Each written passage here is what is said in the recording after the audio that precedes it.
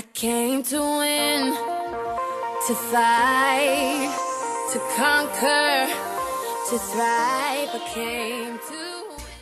What's up, everybody? This is your girl Empress Shay, and welcome back to the Empire Squad. As you can tell by the title, today's video is going to be about different forms of abuse. Now, to help me out here, I do have my handy dandy laptop available, so we can go through these different types of abuse. I'm going to go through 6 different forms of abuse. But yes, first and foremost, I would like to say hello to all my new subscribers. Y'all know already, y'all are not subscribers to me. Y'all are family members and very dear to my heart. Y'all help me and I help you guys. Okay, but if you're new here on this channel and you are seeing this video, I hope you please hit that little subscribe button and the little notification bell next to it. And also visit my description box down below where you'll find all of my social media pages, which is my Twitter, my Instagram, my Facebook, my Flipagram, and my Gmail. Also, if you have any questions, concerns, or any info that I need to know, leave it in the comment box down below, or like I just said, you can hit me up on any of my social media sites. All right, let's hop right into this video. The first form of abuse that we're going to speak on is physical. So, if you see me looking away, it's because I am looking at my laptop. So, let's see here. Physical. This is the type of abuse that many people think of when they're... Hold on. I cannot see. I wear glasses. Hold on. This is the type of abuse that many people think of when they hear the word abuse. It can include punching, hitting, slapping, kicking, strangling, or physically restraining a partner against their will. It can also include diving recklessly or invading someone's physical space in any other way, making someone feel physically unsafe.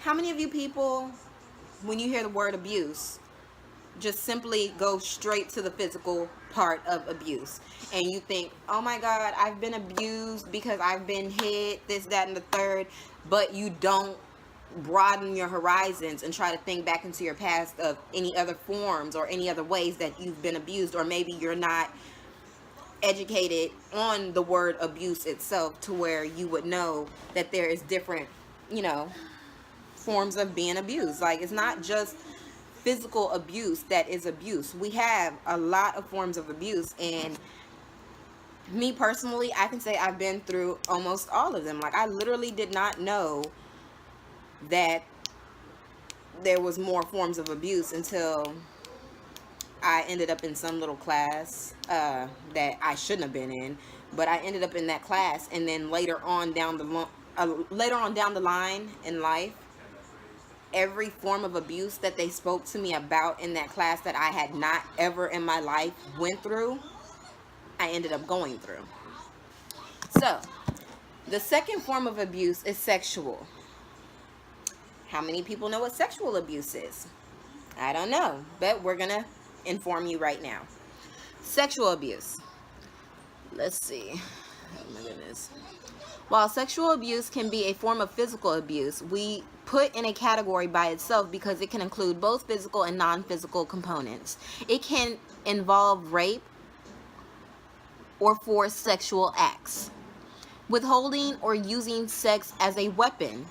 An abused partner might also use sex as a means to judge their partner and assign a value.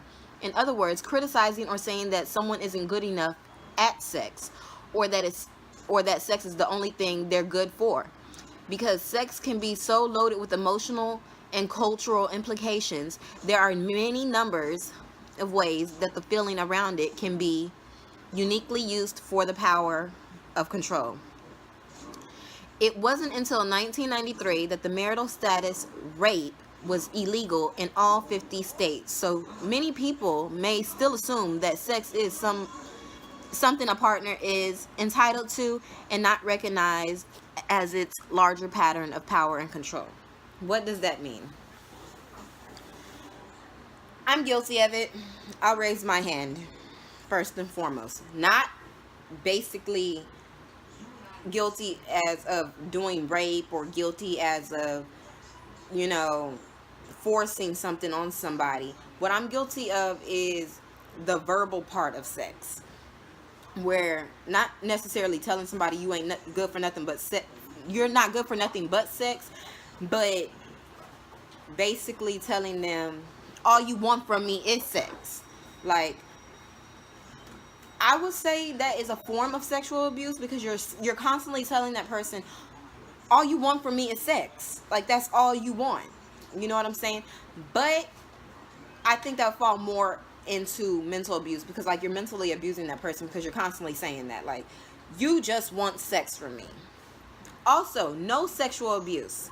Just because you're in a relationship does not mean you have not been through sexual abuse. If you're in a relationship and you have been drunk and you wake up the next morning, I'm just going to point out a scenario. I'm not going to say whose scenario. You've woken up and you've had no clothes on, cannot find your freaking clothes. But you remember you was drunk, but you remember going to bed with your clothes on, and you wake up and your partner or whoever you had a fling with or whatever is sitting next to you, and they talking about, hey, we did it last night. We did what? We went to sleep because we were drunk, man. We was lifted off our ass. We went to bed. And they're like, no, we did it. Then you realize, hey, where are my clothes? Where the heck are my clothes? You can't find your clothes because you're not the one who took them off of yourself. Your partner did it. That is not okay. That is still considered a form of abuse, because they did that without your knowing. So you need to dismiss that partner or speak with that partner, making sure they don't do it again. And if they do it again, y'all just really need to just separate, because that is not okay. It's not okay just because you're in a relationship to accept sexual abuse. No, it is not, because that's not what a relationship is accepting any form of abuse. Okay? The next form of abuse we're going to get into is verbal and emotional. As one survivor puts it, my ex-husband used words like weapons, like shards of glass, cutting and slowly draining my life until I had nearly none left. I didn't think I was abused because he didn't hit me. Usually I had begun to believe his awful lies, how worthless I was, how stupid, how ugly, and how no one would ever want me. Other survivors have pointed out that while the signs of physical abuse might be noticeable to a friend or family member, the effects of verbal or emotional abuse are harder to spot or harder to prove. Emotional scars can often take longer to heal. Emotional scars do take longer than actual physical scars to heal, for the simple fact being they can throw you into depression, they can throw you into panic, they can cause you to have anxiety. You go through life replaying the words that these people have said to you in your head, and it can affect you to where you can find somebody in life that is a really, really good person and that truly cares about you, truly loves you, but they might play one day and say something. They're seriously playing, they don't mean it, they say something and it triggers you back to where you were at in your past, and it starts basically, excuse my French, fucking with your mind again. You know what I'm saying? So it throws you where? Back into a deep depression. It makes you not really want that person touching you. You don't want to be around that person. You just can't stand that person at the moment. You know what I'm saying? That is not okay. It's not okay to go around saying those things. And as they just pointed out, this is something I play around with and my fiance plays around with, but we have an understanding that we're both playing, but maybe we shouldn't do this. You know what I'm saying? It said right here, this one survivor said her ex-husband would use words as weapons, like shards of glass, cutting and slowly draining my life until I nearly had none left. And that's like saying, ooh, if you don't stop, I'm gonna punch you in your fucking face. I'm gonna hit you in the back of your head. Ooh, keep on, I'm gonna slap you. Y'all playing right. Do y'all know if y'all playing like that around somebody who has seriously went through that kind of abuse, you can trigger them to go into an episode because you sitting there playing. So you can cause that abuse to happen to somebody else, and you ain't even abusing them, but they've been through that abuse, but you're sitting in front of them playing, and it triggers them, you know what I'm saying? And if they just randomly shut down, you're looking at them like, what the hell is wrong with you? Why are you acting all standoffish and crazy now? You can't look at them like that. You don't know what that person's been through, especially when you go through stuff like that. You put up a wall. There's a lot of things that you start to cut out your life when you go through stuff like that, because if you were doing those things during the time you were going through these forms of abuse, you don't want to be reminded of those forms of abuse at all, that you literally cut out certain activities such as partying, drinking, smoking, going out a lot, being very, social with people. You start being quiet. You don't want to party. You don't want to drink. You don't want to this. You don't want to that. And that's because of all those forms of abuse you don't want to be reminded of. And you were doing these things during the time you were going through that abuse. So basically, you are trying to better yourself. And I commend you. I give you a round of applause for that. But sometimes people just don't understand that. People just don't get that. And 1 second, real quick. You may have a seat, ma'am, because you keep getting closer and closer into this camera. Sit down. All right. We're going to jump into the fourth form of abuse. It's mental and psychological. Mental or psychological abuse happens when one partner, through a series of actions or words, wears away at the other's senses of mental well-being and health. It often involves making the victim doubt their own sanity. That is not cool. I'm going to stop right there real quick.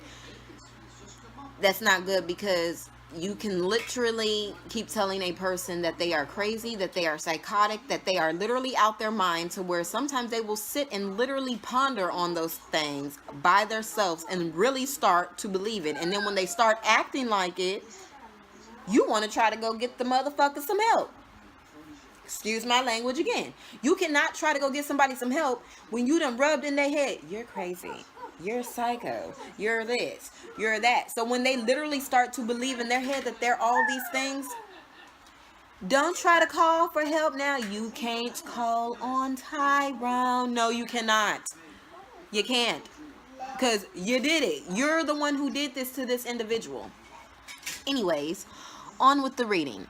We've heard stories of abusers deliberately moving car keys, and in one case, the whole car or a purse, dimming the lights, and flat out denying that certain things had taken place.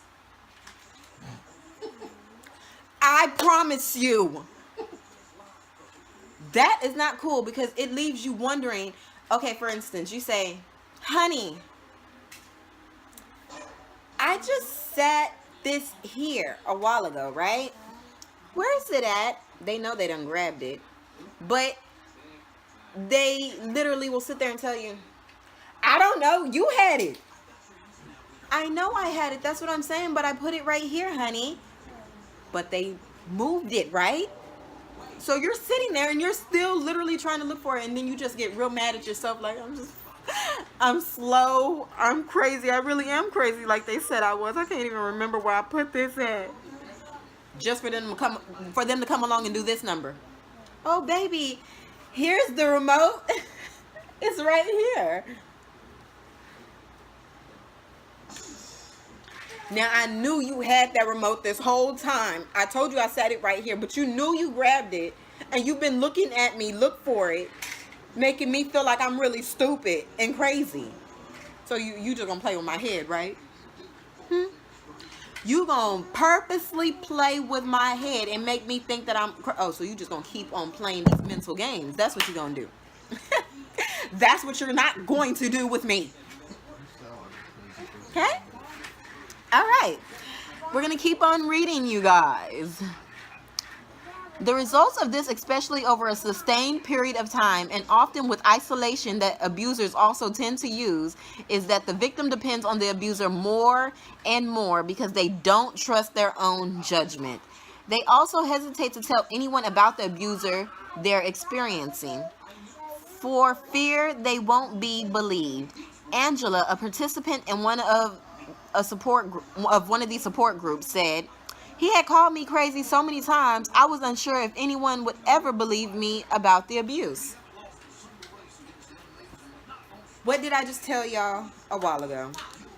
Somebody can call you crazy so many times that if something serious takes place in your life and you go to tell somebody, they're going to be like, girl, you are so crazy. You sitting there with tears in your eyes and everything. Girl, stop. You crazy. Go wipe your face and cut that out. No. Girl, I told you crazy. Would you get away from me with all that? I ain't got time for all that. Why? Because your abuser sat there and continued to do things over and over and over again mentally, and then telling you that you was crazy, that you started to believe you were crazy. Other people now think you are literally freaking crazy. Don't nobody believe you, so you don't even want to speak up about serious things that are now happening behind closed doors. It's not cool. Tip number 5. Oh my goodness. These are some new tips to me. I didn't know this. I might find out something that, oh my Jesus, hold on. Tip number 5 is financial and economic abuse. What is this about to say? I feel like this is about to say something that might slap me and my fiance in the face. All right. Because abuse is about power and control, an abuser will use any means necessary to maintain that control, and often that includes finances. Whether it is controlling all of the budgeting in the household and not letting the survivor have access to their own bank accounts or spending money, or opening credit cards and running up debts in the survivor's name, or simply not letting the survivor have a job and earn their own money. This type of abuse is often a big reason why someone is unable to leave an abusive relationship. Many of the survivors we work with have problems with their credit because of an abuser's past behavior. A bad credit history can affect your ability to get an apartment, a job, or a loan, and any number of other things necessary for self-sufficiency. We work with other survivors to get these issues resolved, but social safety nets such as food stamps, cash assistance, and health insurance can provide a much needed bridge in the meantime. Y'all know I'm on food stamps. And I love them. Anyways. Sorry. Let me get serious again. Okay, I'm sorry. We're gonna get for real again. Financial and economical and abuse. All right. I will say this. There's been many times I have thrown out at my fiance this number. You make me sick. You got money to go get this, that, and the third, and I ain't never got no money to do nothing that I want to do with. He's sitting there looking at me like, bitch, is you crazy? Why is you spazzing out like that? You could just easily like say, shit, this is what I need. Or, hey, can I have this? But instead, you want to just lash out and just, you know, do what you do. Or he does things like this. Everybody don't make the kind of money that you make sitting at home. What the fuck kind of money am I making? Like, I mean, it goes towards the damn bills. The fuck? Excuse my French. But gosh. You know, so I think we do it to each other when it comes to finances. Like, I mean, we do it in different forms. I just found that out. We're going to have to stop that. We really love each other. I don't understand why we do that. I honestly did not know that that was a form of abuse. So if y'all are watching this right now and y'all just found this out, so did I, because I did not know myself. As I told y'all, every time I look away, I'm looking at these different forms of abuse on my laptop so I can inform y'all. And actually, I'm getting informed myself. Alrighty. Number 6. This is the last one for this video. Cultural identity. Okay, is this about to say something that I'm going to have to say I've went through or I'm currently going through? Let's see.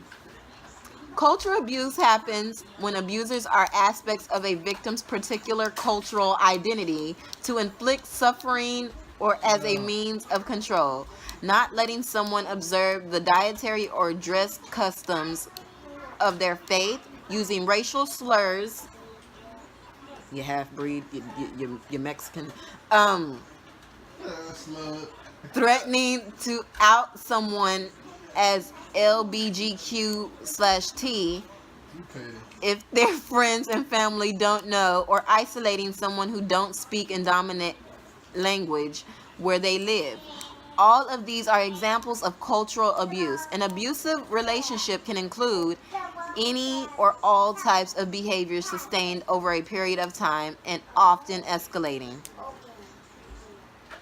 Have you ever been with somebody and they are an opposite race of you and they sit there and tell you, you're not wearing that because my race does not wear that, or you're not going to talk like that around my people because they don't talk like that, or they just simply flat out say this: damn nigger. Excuse me, you will not call me that because I'm not ignorant. Because if they knew better, they would know what that word means. It means you're ignorant. Yeah, so who's ignorant now? Now, have you dealt with you taco eating you know what? Or your cracker? Or your Mexican? Your darn mutt? Your half-breed? I did not know there was racial abuse. I mean, I knew it, but I didn't know it was like things that freaking simple. Oh my God. Like, really? All I gotta say on that is that's been going on for years. It's still going on. I don't know when that's gonna stop. That can happen even if you ain't even in a relationship. I'm sorry. It could be an associate and a friend, a co-worker. It's bound to happen. You know what I'm saying? Because you like, they work like this because they this, that, and the third race. This kind of race don't do nothing. You know, they lazy. Ooh, this race is always successful. So, I mean, you're going to go through all kinds of abuse. But if you do not like it, you need to make it known to the individual who is causing that abuse to not do that when it comes to your race. Okay? Make it clear, because if you don't make it clear, I don't know what to tell you. You're just going to continue to go through it. And I mean, you're going to go through it anyway, even if you point it out, because if it's not them doing it, somebody else is going to do it. And that's one form of abuse I feel cannot get solved at all. The only person who can solve that is God.